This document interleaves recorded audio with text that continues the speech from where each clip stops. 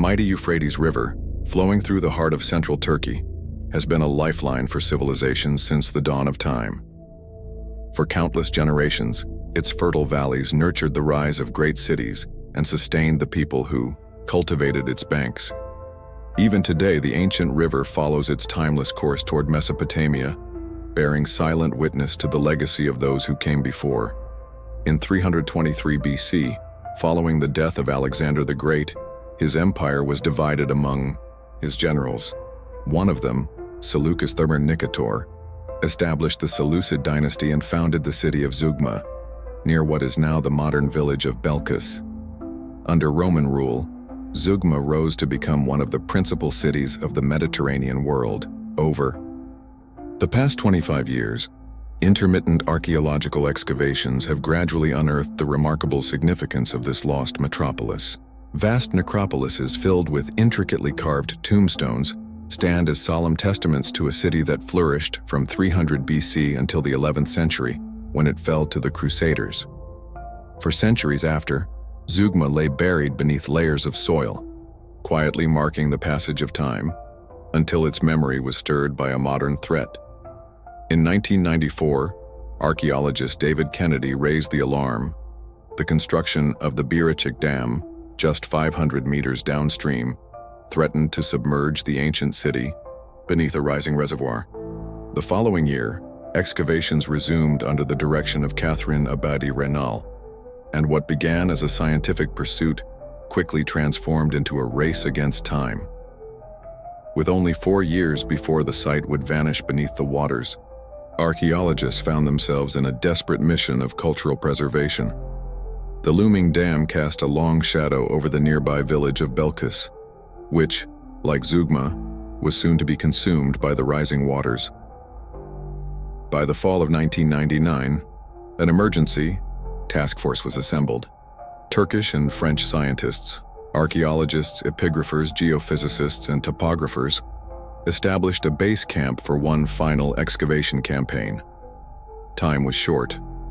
Focus turned to the areas of Zeugma most at risk: Apamea, on the river's plain, and the lower portions of Seleucia, situated on the opposite hillside bank. In antiquity, Zeugma served as a vital bridge between east and west. The city's name itself, derived from the Greek word zeugma, meaning bridge or link, reflects its strategic position at one of the great crossroads of ancient trade. It connected the Mediterranean to Mesopotamia and beyond. At this very point on the Euphrates, a wooden pontoon bridge once linked Apamea and Seleucia, allowing merchants and armies to cross between worlds. From Apamea, ancient trade routes extended westward to Persia and China, and southward into India, forming a segment of the legendary Silk Road. Apamea was a fortified city, typical of the Hellenistic period. Its stone walls, expertly constructed, without mortar, display the enduring craftsmanship of Greek architects and masons. Polygonal blocks were carved and fitted with such precision that sections of the wall still stand intact today, survivors of both time and tide. As the waters rose, Zeugma was vanishing, but not before revealing glimpses of a once magnificent civilization. A city lost to the earth, unearthed at the final hour, and now partially entombed once more beneath a modern sea. When the Macedonian settlers settled, they made very resistant ramparts. And on the entire Seleucid Empire, we have cities along the banks of the Euphrates with impressive ramparts to hold the territory. Here they had to build a wall, all the more powerful, all the more resistant, that they were in the middle, that is to say, in a weak position. And that's why these ramparts must be very, very well taken care of. They didn't cut it straight because it allows, if there is an attack with the catapults, it allows the surface to only burst while leaving the wall standing. But what is interesting about these sections of wall isn't solely what they tell us about ancient techniques. Piece by piece, they will demarcate the outline of the city. Gerard Thibault is the team's topographer, and he keeps his eyes open for these details. Sometimes just a stone that has caught his eye receives his full attention. Each piece of wall that is found is plotted on a chart, like so many pieces of a puzzle. Here are the remains of the circular tower. There, A right angle, no doubt part of a rectangular tower. These are probably reuse blocks. Adding to the difficulties in the search for wall fragments is the fact that sometimes people would use these stones for other purposes. The excavation site is actually located on farmland, whose owners will soon be forced to leave because of the dam. Despite the tension and distress of the residents, the archaeologists were extended a warm welcome and even received some particularly interesting bits of information. Sometimes these are little clues that enable them to piece together facts that may lead to important discoveries in a rush project like this. We are in a modern well that allows us to observe the face of the rampart, and it is a good thing for us because there was no need to search to access it. It is a rampart which is very long, which is very strong. It is 3.50 meters thick, so it is something strong on a defensive level. It actually shows that it surrounded a very important city. The scattered pieces of information gathered in the field are soon reconstructed to try to grasp the physiognomy of Apamea before all vestiges of the town are submerged forever. The fragments are laid out on paper to see if they can be joined together and established a town's perimeter. The topographer is astonished by the sophisticated design of the wall, a testimony to fortification skills of the Hellenistic era. A V-shaped rampart built with no dead angles and punctuated by rectangular towers was a highlight of the reconstruction effort. Apamea occupied over 36 hectares of land and was completely surrounded by a high wall, more than 3,000 meters in length. But what was inside the wall? To try to discover that, the archaeological team enlists the help of two geophysicists, Albert Hess and Christoph Ebenek, who employ magnetic processing technique, a method used to locate underground oil and mineral deposits. Albert Hess is a pioneer in this method of archaeological investigation. The Earth's magnetic field, which we all know because it is the one that guides our compasses, is susceptible to being disturbed by magnetic materials that are in the underground, and these materials are those that constitute the archaeological vestiges. So by making magnetic measurements at the surface of the ground with an apparatus called the magnetometer, we detect the disturbances caused on the magnetic field, and thanks to that, we identify the vestiges that are present in the underground. Christoph slowly and steadily walks a straight course following the ribbon that has been laid along the ground, all the while listening to the rhythmic beep of the magnetometer to maintain a steady pace. Every fifth of a second, two sensors record the variations in the Earth's magnetic field. Looking astonishingly like a Martian in his curious gear, Christoph tirelessly marks the areas to be explored. At the end of each day, the data recorded by the magnetometer are entered into a computer to be processed. The images are displayed on the monitor as a negative and are exceptional. Although buried as deep as 3 meters, the wall and towers show up quite well on screen. Soon, the streets of the city and the blocks of homes come into focus.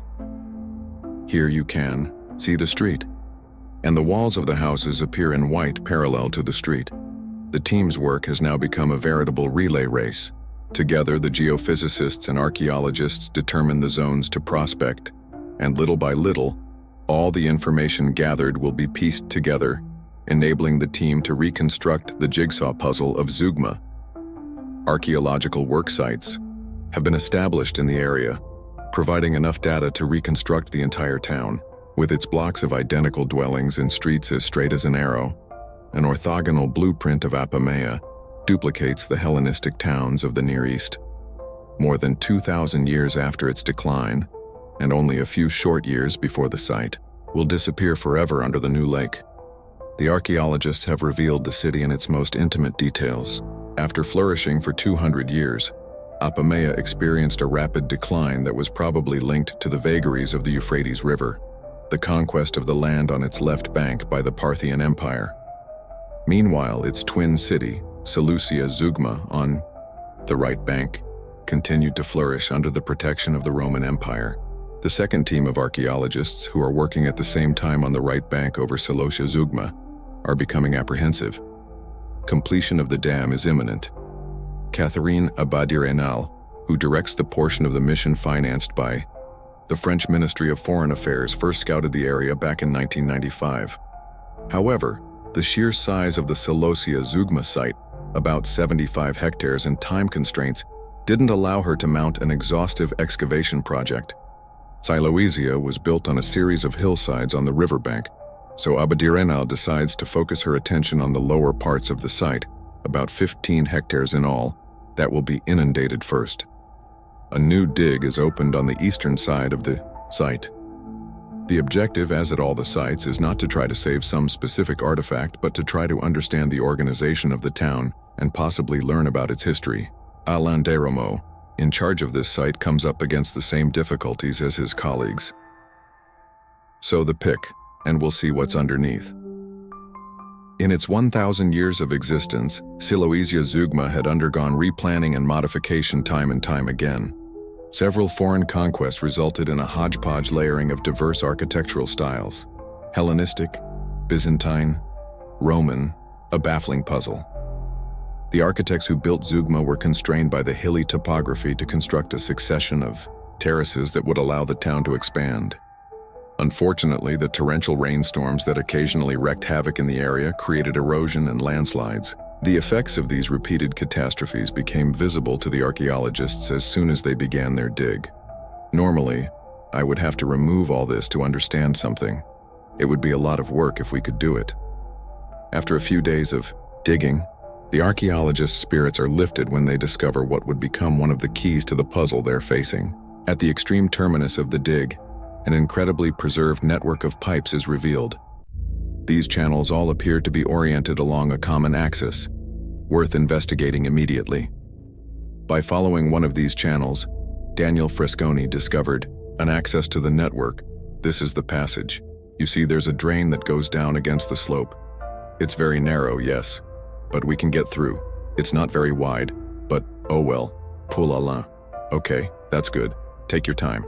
Here the next baron, there is no wall, so you will have the foot in the void if you want, compared to the barons here. Very well. Voila. Attention to your head. You see the length? You see the walls? It's something, isn't it? Look. The immense underground gallery runs perpendicularly to the river. About 1.5 meters wide and at places as high as 3.5 meters. It is constructed entirely of carefully fitted blocks, characteristic of the Hellenistic period. The quality of the work is extraordinary. About a meter above the gallery floor, the sidewalk runs along the edge to allow easy access and cleaning of what was quite evidently a sewer. Obviously, this ancient sewage system was the town planner's solution for handling the removal of wastewater and the torrential downpours that occasionally threaten the city. Here you see the circulation axis of the people who went to clean the sewer. They were here, you see. Then they could push everything that was at the bottom of the sewer. When there was a blockage somewhere, they could push it a bit further, and then clear the sewer, as it was vital to have a well-functioning sewer. The two archaeologists followed the system for over 750 meters and found it perfectly intact. In fact, it could still be used today. It's extraordinarily precise, and all the blocks are perfectly calibrated. My gosh, a Roman boot? Yes, a beautiful boot. A very beautiful boot. We see that it is Roman at first glance, first because the mortar is necessarily Roman. There is no before. With the bricks in the fan linked by mortar, it is the invention of the boot. And its mortar of incredible solidity. It's kept. Several gutters forming a network of closely spaced channels emerge from the gallery, each channel corresponding to the street above it. The remarkably efficient sewerage system is like an underground mirror of the city it surfaced. Look here. This one is a bit swollen. I'll show you some others. Look, here, you see a gutter here. That flows into the sewer. Magnificent. Almost. Not blocked. And then it goes far. Yes, it comes from far. I would have to go back to the topo to know where it comes from. It would be very important. Wait, but it's true, you see.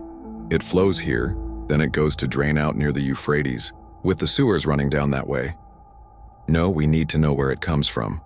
Where could it be coming from? No, you have to know where it comes from. What fascinates me is that if we manage to have the full plan of the large sewer and adjacent sewers, we will have practically the plan of the city, with the residential districts, the villas that sent their water into this network. It's the city, in reverse. The discovery of the network of sewers helps the team make great strides in determining the town's layout. They decide to open a new site at the foot of the Belkis Tepe. There's an angle, the Roman wall. More than 7 meters of earth have accumulated over the entire site, due to centuries of land erosion followed by collapsing surface soil. Tons of sediment must be removed. Suddenly, monumental structures start to emerge from out of the rubble. Huge stone columns, imposing walls, gables of buildings, cornices with sculptured friezes, assorted canopies. We can only imagine the quality of the buried buildings and the beauty of Zeugma perched on the hillside overlooking the Euphrates. Today, these hills still guard the phantom magnificence of the city buried beneath them. A temple and its annexes, a stadium that appears to be stamped into the ground. In the distance, the agora, the great town square where a colorful and lively cosmopolitan population would gather, and a theater where, at night, crowds would fill the terrace steps. Upriver were the stone quarries where the builders and architects of Zeugma would go for their supplies. On the walls of the quarry hung small sculptured steels inscribed with prayers to the gods. Besides the steels were other small tablets inscribed in Latin by the Roman legionnaires who worked here. During the 200 years of the 1st and 2nd century AD, one of the 30 legions of the Roman Empire, the 4th Scythica Legion, was stationed at Zeugma, 1,000 soldiers who greatly contributed to the economic prosperity of the town. Zeugma became wealthy enough to strike its own currency, which was imprinted with its symbol, the Belkis Tepe, surmounted by a temple. Zeugma must have appeared to be a flourishing, vibrant community, attracting the caravans coming from the far reaches of the Orient.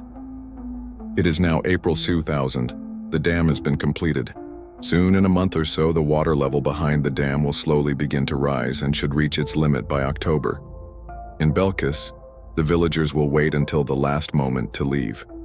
Before leaving, they will demolish their homes and carry anything of value away with them. Where will they go? Some will build makeshift huts nearby while waiting for new lodgings promised them by the state. Others will cram themselves into the already overcrowded homes of their relatives. But most of the 30,000 people being displaced by the dam will head for the suburbs of the big cities, most often arriving without skills or money. During the winter, the Turkish archaeologists extend their search westward. Pierre Lariche, who originally launched a French mission in Zeugma, joins the Turkish team led by Haki Alan, the director of the Archaeological Museum in Gaziantep.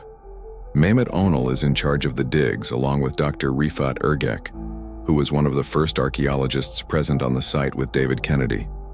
Time is ticking away. There are only days to go. So the archaeologists decide to borrow the construction equipment from the Public Works Department that was left at their disposal. These very powerful machines have to be employed with extreme caution to avoid damaging possible artifacts. Carefully, the last few centimeters of soil are removed with pick and shovel. The results are beyond their wildest dreams. The archaeologists unearth the relics of an impressive architectural estate in a well-preserved condition.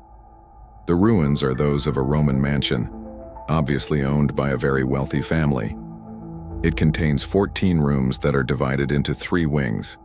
The center wing contains the reception areas and is slightly raised, but the archaeologists are intrigued by the jumble of broken and crumbled columns scattered about, lying on top of each other. An inventory is quickly carried out before attempting to explain this mystery. The hypothesis that an earthquake was responsible is tabled for consideration. However, ancient texts recount that in 252, Zeugma had been attacked by the Sassanids, a dynasty of Persian origin and the chief rival of the Roman Empire for the reconquest of Mesopotamia. The city was sacked and set afire. The archaeological cuts reveal precious clues to those trained to read them. In this house, normally we should have layers of accumulation, maybe cleaning, digging, etc. Here we have an indistinct mass, and all this has heated up extremely. Here it is wood that has slowly consumed itself. It is carbonized. Here it is stone that has become hot again. Then you have a red zone. It turned red. That's coal, and it's perlite. You have it everywhere. You see the brown color of all this? All this, it tells you that there is ash, there is coal, there is fire. You see, here you have a stratigraphy of the disaster. There is something that happened, a great flow, a great fire, and then, well, an accumulation that then regularized, and then you have the collusion that corresponds to the abandonment. An enemy attack? An earthquake? Perhaps both. Markings found on the walls seem to indicate the possible coincidental occurrence of these dramatic events. While sifting through the debris, a discovery is made that seems to set the date of the catastrophe. Some coins among the rubble bear the Zeugma imprint and an effigy of Philip the Arab, who became emperor of Rome in 244, a few years before the Sassanids attacked Zeugma. Despite the pillaging that occurred, rubble from the villa reveals other treasures, mainly terracotta and bronze articles, like this statuette of Janus, the god with two faces, and this oil lamp carved with the face of a Nubian, or this bronze Cupid, the Roman god of love and the Greek Eros, or this Apollo, god of the sun, an example of the Greek ideal of beauty. So many treasures return to light of day, evidence of the prosperity and sophistication of Zeugma and its inhabitants. What a bizarre turn of fate.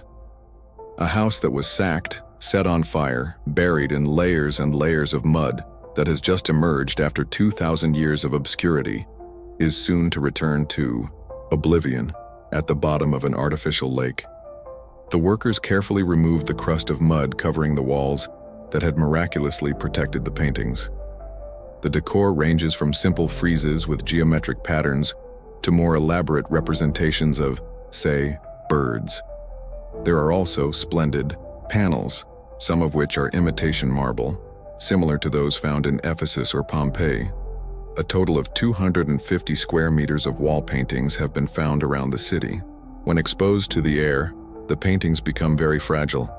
They must be supported and restored before they are taken down and transported to a safe place.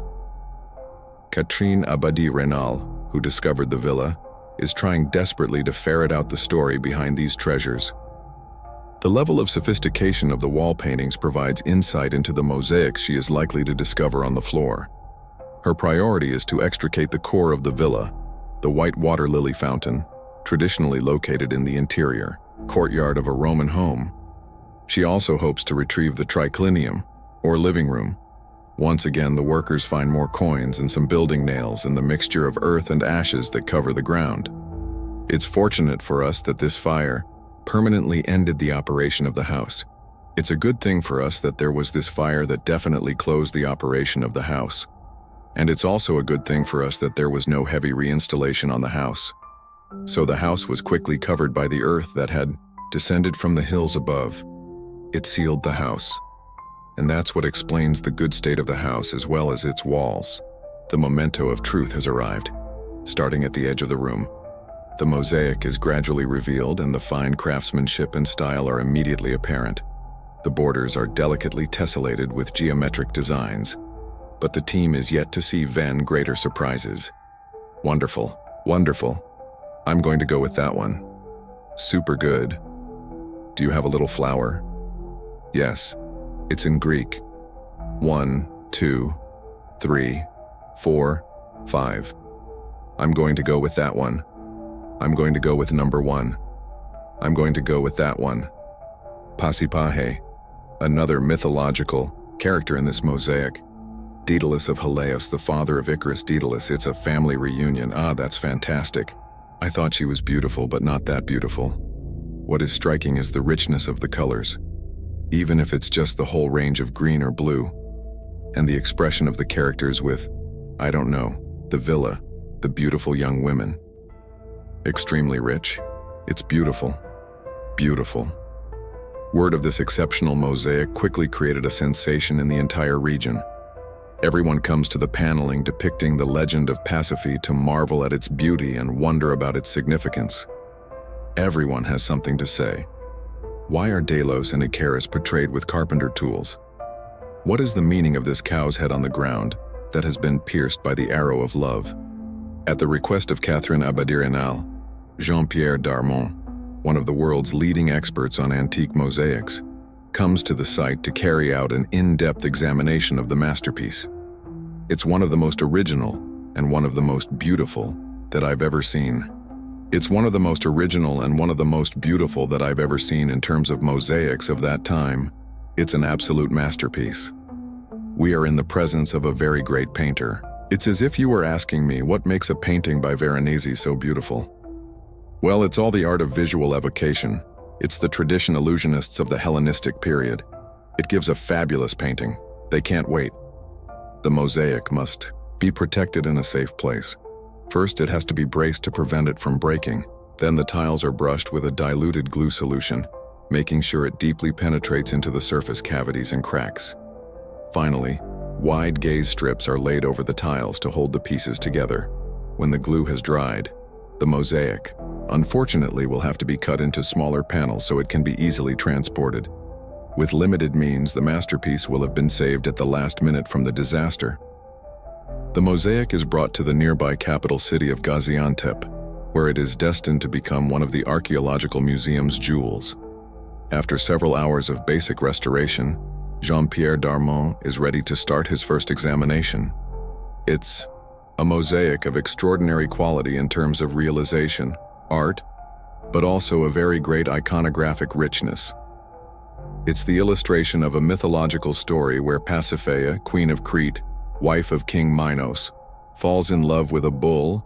In order to satisfy this passion, Pasiphae is forced to appeal to the ingenuity of Daedalus, who is a craftsman, a demiurge, who knows all the techniques to find a subterfuge. It is a matter of building a wooden cow in which Pasiphae will put himself to receive the seed of the bull. At the foot of his throne, the head of the wooden cow, who is touched by love with his arrow, is the very sign of this devouring passion, that love inspired to Pasiphae. In his intelligence, Daedal had foreseen the result of this union, which was the birth of a monster, and he built to shelter the Minotaur, a threatening palace that we see in the distance and which is the labyrinth. To examine this mosaic very carefully, there is something that strikes. It's that, while the other characters are named, there is one who is not. When you know the myth, you know who this character is. It's the daughter of Pasiphae. It's Ariane, and Ariane is the one who will save Taizé by giving him the thread that will allow him to get out victorious from the labyrinth after killing the Minotaur. And Ariane is the one who will be the lover of Dionysus. It is therefore in reality the main character of this painting, and this character links this painting to the iconography and to the iconographic program of the entire house. In fact, the second panel of this immense mosaic, covering the floor of the triclinium living room of the villa, portrays Dionysus on his chariot accompanied by Victory. Dionysus was the god of wine, the Roman Bacchus. He was also a liberating god, an initiate enabling others to obtain knowledge and improve their lot. The homeowner who commissioned the mosaic was undoubtedly a very wealthy man. He was a member of the cultured elite who took pleasure in debates and eroded games. Each room uncovered by the French and Turkish teams reveals a new chateau, another masterpiece. Each is part of a procession of mythological scenes that, even by some mere detail, has relevance to the legend of Dionysus. Very elegant. Look at the elegance of the gesture. So it's Antiope and Tyros, who is obviously Zeus.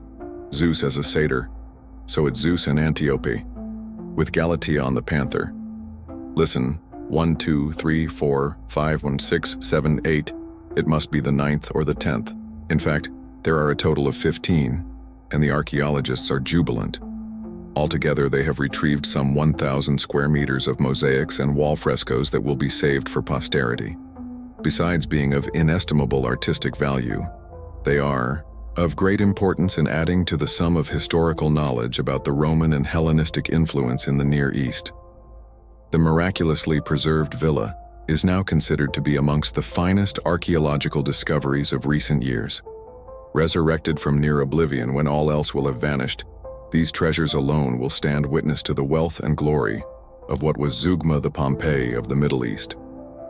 For 5 years, a handful of devoted archaeologists have been attempting the impossible, trying to save for universal memory everything that could be salvaged before the area disappears forever under the rising water. Once the dam's floodgates are closed, an artificial lake will slowly swallow up the valley. Paintings, the mosaics, and all else that has been lying, protected under a blanket of earth for 20 centuries, will be gone forever. In a few weeks, it will all end.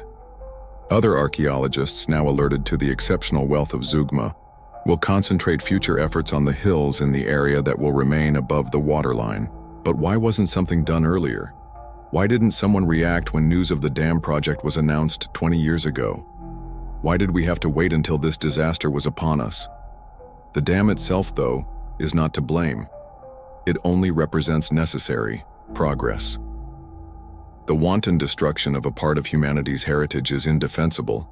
The loss of a common past is irremediable. How will we ever be able to justify this sacrifice? Alerted by the exceptional richness of the discoveries made at Zeugma, other archaeologists will take the relay tomorrow to spread the scourge to the hills of Muret-Ordelon. But why did this disaster have to be waited for? For what reason did not Paris react when he designed the dam project 20 years ago? Because it is not the dam itself that is at fault. It is undoubtedly a necessary progress. What will remain undefendable is the destruction of a part of the heritage of humanity, the irremediable loss of a common past. In the name of what future could we justify the sacrifice of the dead?